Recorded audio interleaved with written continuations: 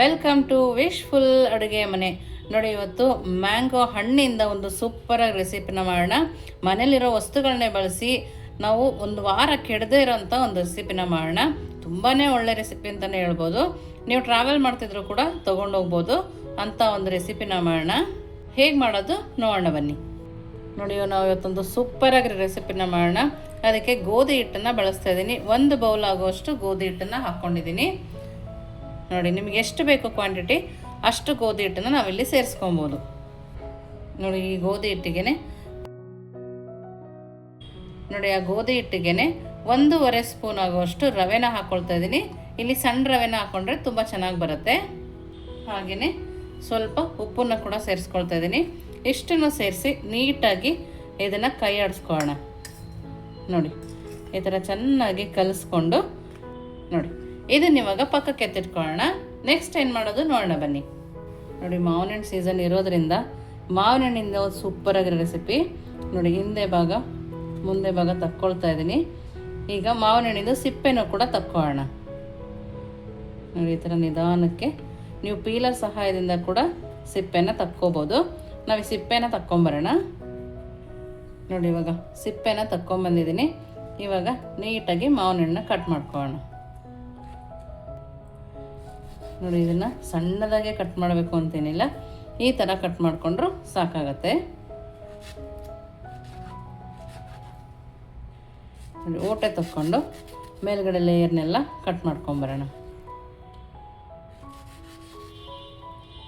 ನೀವಿನ್ನೂ ನಮ್ಮ channel like ಮಾಡಿಲ್ಲ ಅಂದರೆ ಲೈಕ್ ಮಾಡಿ, ಶೇರ್ ಮಾಡಿ. ನೀವಿನ್ನೂ ನಮ್ಮ ವಾಟ್ಸಪ್ ಗ್ರೂಪಿಗೆ ಜಾಯಿನ್ ಆಗಿಲ್ಲ ಅಂದರೆ ವಿಶ್ಫುಲ್ ವಾಟ್ಸಪ್ ಗ್ರೂಪ್ಗೆ ಜಾಯಿನ್ ಆಗೋದನ್ನು ಮರಿಬೇಡಿ. ನೋಡಿ, ಈ ಥರ ಮೇಲೆ ಮೇಲೆ ಪೀಸಸ್ ಎಲ್ಲ ನಾನು ತಕ್ಕೊಳ್ತಾ ಇದ್ದೀನಿ. ನೋಡಿ, ಈ ಥರ ತಕ್ಕೊಂಡ್ಮೇಲೆ ಇದನ್ನು ತೆಗೆದಿಟ್ಕೊಳ್ಳೋಣ. ಇದನ್ನು ಮಾತ್ರ ಯೂಸ್ ಮಾಡಿ ಒಂದು ಸೂಪರ್ ಆಗಿರೋ ರೆಸಿಪಿನ ಮಾಡೋಣ. ನೋಡಿ, ಇವಾಗ ಒಂದು ಸಣ್ಣ ಮಿಕ್ಸಿ ಜಾರ್ ತಗೊಂಡು ಮಾವಿನ ಹಣ್ಣಿಂದ ತಕ್ಕೊಂಬಂದ್ವಲ್ಲ ಅದನ್ನೆಲ್ಲ ಪಲ್ಪನ್ನು ಇದರೊಳಗಡೆ ಹಾಕೋಣ. ಇದರೊಳಗಡೆ ಹಾಕ್ಕೊಂಡು ಇವಾಗ ಇದಕ್ಕೆ ಒಂದು ಅರ್ಧ ಸ್ಪೂನ್ ಆಗುವಷ್ಟು ಸಕ್ಕರೆನ ಹಾಕ್ಕೊಳ್ಳೋಣ. ಜಾಸ್ತಿ ಸ್ವೀಟ್ ಬೇಕಂದರೆ ಜಾಸ್ತಿ ಹಾಕ್ಕೋಬೋದು. ನಾನಿಲ್ಲಿ ಒಂದು ಅರ್ಧ ಸ್ಪೂನ್ ಅಷ್ಟೇ ಹಾಕ್ಕೊಂಡಿದ್ದೀನಿ. ಇದಕ್ಕೇ ಸ್ವಲ್ಪ ಹಾಲನ್ನು ಹಾಕ್ಕೊಂಡು ನಾವು ಗ್ರೈಂಡ್ ಮಾಡ್ಕೊಂಬರೋಣ. ನಾನಿಲ್ಲಿ ಸ್ವಲ್ಪ ಕೆನೆ ಇತ್ತು ಅಂತ ಕೆನೆನೂ ಹಾಕ್ಕೊಂಡಿದ್ದೀನಿ. ಸಣ್ಣದಾಗಿ ಇದನ್ನು ರುಬ್ಕೊಂಬರೋಣ. ನೋಡಿ, ಇವಾಗ ಇಷ್ಟು ಸಣ್ಣದಾಗಿ ನಾವು ಇದನ್ನು ಪೇಸ್ಟ್ ಮಾಡ್ಕೊಬೇಕು. ಇದನ್ನು ಈಗ ಒಂದು ಬೌಲಲ್ಲಿ ಹಾಕಿ ಎತ್ತಿಟ್ಕೊಳ್ಳೋಣ. ನೋಡಿ, ಮ್ಯಾಂಗೋದನ್ನು ಪೇಸ್ಟನ್ನು ತೆಗೆದು ಒಂದು ಬೌಲಲ್ಲಿ ಎತ್ತಿಟ್ಕೊಂಡಿದ್ದೀನಿ. ಇವಾಗ ನೆಕ್ಸ್ಟ್ ನಾವು ನೋಡಿ ಗೋಧಿ ಹಿಟ್ಟಿಗೆ ಉಪ್ಪು ಮತ್ತು ರವೆ ಹಾಕಿ ಎತ್ತಿಟ್ಕೊಂಡಿದ್ವಲ್ಲ ಅದಕ್ಕೆ ನಾವು ಬೌಲಲ್ಲಿ ಹಾಕಿಟ್ಕೊಂಡಿರೋ ಮ್ಯಾಂಗೋ ಪಲ್ಪನ್ನು ಹಾಕೋಣ. ನಾವೇನು ಮಿಕ್ಸಿ ಮಾಡಿ ಇಟ್ಕೊಂಡಿದ್ವೋ ಅಷ್ಟನ್ನೇ ಹಾಕ್ಕೊಳ್ತಾ ಇದ್ದೀನಿ. ಇವಾಗ ಇದನ್ನು ನಿಧಾನಕ್ಕೆ ಕಲಿಸ್ಕೊಬೇಕು. ನೋಡಿ, ಈ ಥರ ಚೆನ್ನಾಗಿ ಕೈಯಲ್ಲಿ ಗೋಧಿ ಹಿಟ್ಟು ಮತ್ತು ಮ್ಯಾಂಗೋ ರಸನೂ ಸೇರಿಸಿ ಕಲಿಸಿದಾಗ ಟೇಸ್ಟು ಚೆನ್ನಾಗಿ ಬರುತ್ತೆ, ಹದವಾಗಿ ಕೂಡ ಇರುತ್ತೆ. ನಾವು ಇದನ್ನು ಸ್ವಲ್ಪ ಗಟ್ಟಿಯಾಗೆ ಕಲಿಸ್ಕೊಬೇಕು, ಜಾಸ್ತಿ ತೆಳು ಮಾಡ್ಕೊಬಾರ್ದು. ಇದಕ್ಕೆ ಸ್ವಲ್ಪನೂ ನೀರು ಹಾಕೋ ಅವಶ್ಯಕತೆ ಇಲ್ಲ, ಹಾಗೆ ದಿಢೀರಂತ ಮಾಡ್ಕೊಡ್ಬೋದು. ಮಕ್ಕಳು ಸಂಜೆ ಮನೆಗೆ ಬಂದ ಹಸು ಅಂದಾಗ ಕೂಡ ಮಾಡಿಕೊಟ್ರೆ ತುಂಬ ಇಷ್ಟಪಟ್ಟು ತಿಂತಾರೆ. ಮಾಡೋದು ಕಷ್ಟ ಆಗೋದಿಲ್ಲ, ಸುಲಭವಾಗಿ ಮಾಡ್ಬೋದು. ಈ ಥರ ಕಲಿಸುವಾಗ ನಿಮಗೆ ಗಟ್ಟಿ ಅನಿಸುತ್ತಲ್ವಾ, ಇವಾಗ ನಾವು ಮ್ಯಾಂಗೋ ಪಲ್ಪಿಂದು ಬೌಲ್ ಇತ್ತಲ್ಲ ಅದಕ್ಕೇ ಸ್ವಲ್ಪ ಹಾಲನ್ನು ಹಾಕ್ಕೊಳ್ತಾ ಇದ್ದೀನಿ. ನೀರು ಬದಲಿಗೆ ನಾವಿಲ್ಲಿ ಹಾಲನ್ನು ಹಾಕಿ ಗಟ್ಟಿಯಾಗಿ ಕಲಿಸ್ಕೊಂಬರೋಣ. ನೋಡಿ, ಈ ಥರ ಗಟ್ಟಿಯಾಗಿ ನಾದುತ್ತಾ ಕಲಿಸ್ಕೊಬೇಕು. ನಮಗೆ ರವೆನೂ ಇಲ್ಲಿ ಸಾಫ್ಟ್ ಆಗಬೇಕು, ಹಾಗಾಗಿ ಚೆನ್ನಾಗಿ ನಾದ್ಕೋಬೇಕು. ಮಾವಿನ ರಸ ಗೋಧಿ ಹಿಟ್ಟಿಗೆ ಹಿಡ್ಕೊಂಡ್ರಂತೂ ಎಷ್ಟು ಟೇಸ್ಟ್ ಇರುತ್ತೆ. ಸೀಸನಲ್ಲಿ ಮಾಡ್ಕೊಂಡು ತಿನ್ನೋದ್ರಿಂದ ತುಂಬಾ ಚೆನ್ನಾಗಿರುತ್ತೆ. ಈ ಥರ ಚೆನ್ನಾಗಿ ನಾದ್ಕೊಳ್ಳೋಣ. ನಿಮ್ಮನೇಲೂ ಮಾವಿನ ಹಣ್ಣಿಂದ ಯಾವ್ಯಾವ ಥರ ರೆಸಿಪಿನ ಮಾಡ್ತೀರಾ ಅಂತೇಳಿ ಖಂಡಿತವಾಗ್ಲೂ ತಿಳಿಸೋದನ್ನು ಮರಿಬೇಡಿ. ನೋಡಿ, ಈ ಥರ ಕಲಿಸ್ಕೊಂಡಿದ್ದೀನಿ.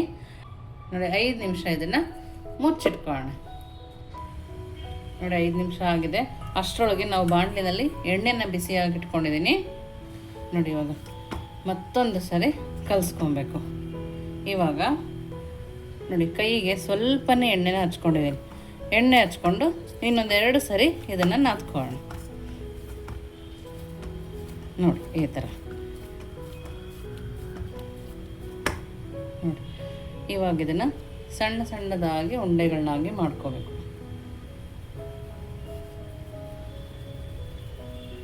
ನೋಡ್ತಾ ಇದ್ದೀರಲ್ಲ ಈ ಥರ.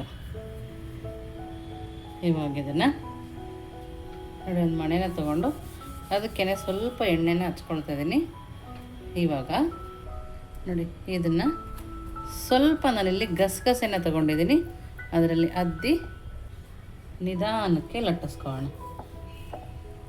ನೀವು ಪೂರಿ ಎಲ್ಲ ಯಾವ ಥರ ಮಾಡ್ತೀರಾ ಆ ಥರ ಮಾಡ್ಕೊಬೇಕು. ತೀರಾ ತೆಳು ಇರಬಾರ್ದು, ತೀರಾ ದಪ್ಪನೂ ಇರಬಾರ್ದು.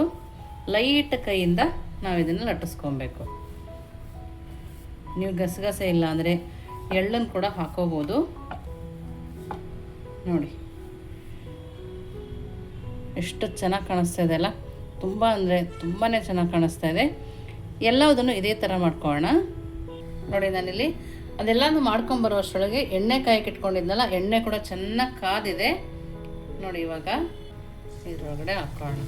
ನಾನಿಲ್ಲಿ ಮೀಡಿಯಮ್ ಫ್ಲೇಮಲ್ಲಿ ಇಟ್ಟೆ ಹಾಕ್ಕೊಳ್ತಾ ಇದ್ದೀನಿ. ಸಂಜೆ ಟೈಮಿಗೆ ಹೇಳಿ ಮಾಡಿಸ್ದಂಗೆ ಇರುತ್ತೆ, ಅಥವಾ ಯಾರಾದರೂ ಮನೆಗೆ ಬಂದಾಗ ಮಾಡ್ಕೊಡೋಕ್ಕಂತೂ ತುಂಬಾ ಚೆನ್ನಾಗಿರುತ್ತೆ. ನೋಡ್ತಾ ಇದ್ರಲ್ಲ ಯಾವ ಥರ ಉಬ್ಬಿ ಬರ್ತದೆ ಅಂಥೇಳಿ. ನೀವು 2-3 ದಿನ ಮಾಡಿ ಆರಾಮಾಗಿ ಇಟ್ಕೊಂಡು ತಿನ್ಬೋದು, ತುಂಬ ಟೇಸ್ಟಿಯಾಗಿರುತ್ತೆ.